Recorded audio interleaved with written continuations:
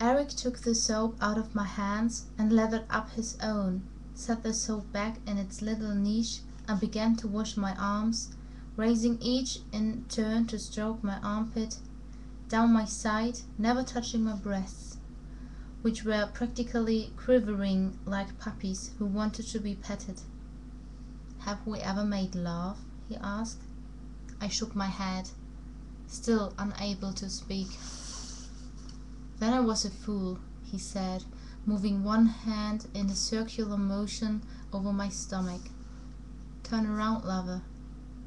I turned my back to him, and he began to work on that. His fingers were very strong and very clever, and I had the most relaxed and cleanest set of shoulder blades in Louisiana by the time Eric got through. My shoulder blades were the only thing at ease. My libido was hopping up and down. Was I really going to do this? It seemed more and more likely that I was, I thought nervously. If the man in my shower had been the real Eric, I would have had the strength to back off. I would have ordered him out the minute he stepped in. The real Eric came with a whole package of power and politics, something of which I had limited understanding and interest.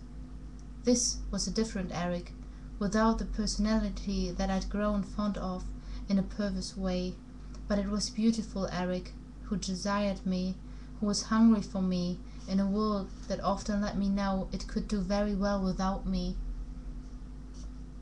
My mind was about to switch off, and my body was about to take over. I could feel part of Eric pressed against my back, and he wasn't standing that close.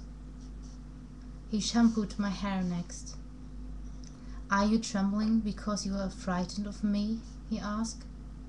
I considered that, yes and no, but I wasn't about to have a long discussion over the pros and cons.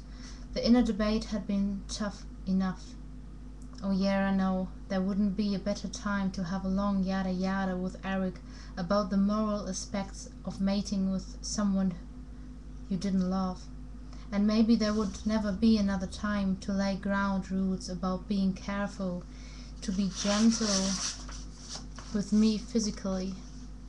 Not that I thought Eric would beat me up, but his manhood, as my romance novels called it in this case, the popular adjectives burgeoning or throbbing might also be applied, was a daunting prospect to a relatively inexperienced woman like me. I felt like a car that had only been operated by one driver, a car its new prospective buyer was determined to take to the Daytona 500. Oh, to hell with thinking. I took the soap from the niche and lathered up my fingers. As I stepped very close to him, I kind of folded Mr. Happy up against Eric's stomach, so I could reach around him and get my fingers on that absolutely gorgeous butt. I couldn't look him in the face, and he let me know he was delighted that I was responding. He spread his legs obligingly, and I watched him very thoroughly, very meticulously. He began to make a little noise, to rock forward. I began to work on his chest. I closed my lips around his right nipple and sucked. He liked that a lot. His hands pressed against the back of my head. "Bite a little," he whispered, and I used my teeth.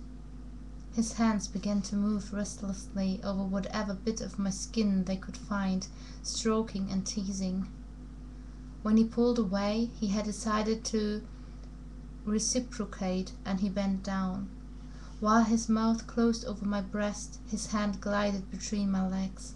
I gave a deep sigh and did a little moving of my own. He had long fingers. The next thing I knew, the water was off, and he was drying me with a fluffy white towel, and I was rubbing him with another one. Then we just kissed for a while, over and over. "The bed," he said, a little rigidly, and I nodded. He scooped me up, and then we got into a kind of tangle, with me trying to pull the bedspread down while he just wanted to dump me on the bed and proceed, but I had my way because it was just too cold for the top of the bed.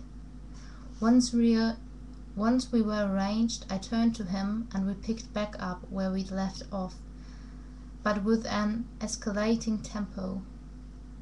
His fingers and his mouth were busy learning my topography, and he pressed heavily against my thigh.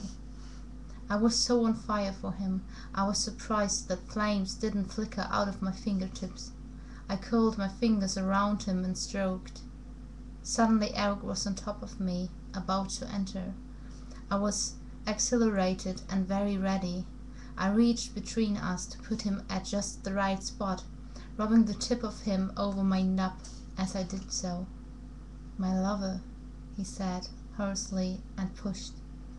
Though I'd been sure I was prepared, and I ached with wanting him, I cried out with the shock of it. After a moment he said, "Don't close your eyes. Look at me, lover." The way he said lover was like a caress, like he was calling me by a name no other man had ever used before or ever would after. His fangs were completely extended, and I stretched up to run my tongue over them. I expected he would bite my neck, as Bill nearly always did. "Watch me," he said in my ear, and pulled out. I tried to yank him back, but he began kissing his way down my body, making strategic stops, and I was hovering on the golden edge when he got all the way down. His mouth was talented, and his fingers took the place of his penis. And then all of a sudden he looked up the length of my body to make sure I was watching. I was, and he turned his face to my inner thigh, nuzzling it, his fingers moving steadily now, faster and faster, and then he bit. I may have made a noise, I'm sure I did, but in the next second I was floating on the most powerful wave of pleasure I'd ever felt. And the minute the shining wave subsided, Eric was kissing my mouth again, and I could taste my own fluids on him, and then he was back inside me, and it happened all over again. His moment came right after, as I was still experiencing aftershocks. He shouted something in a language I'd never heard, and he closed his own eyes, and then he collapsed on top of me.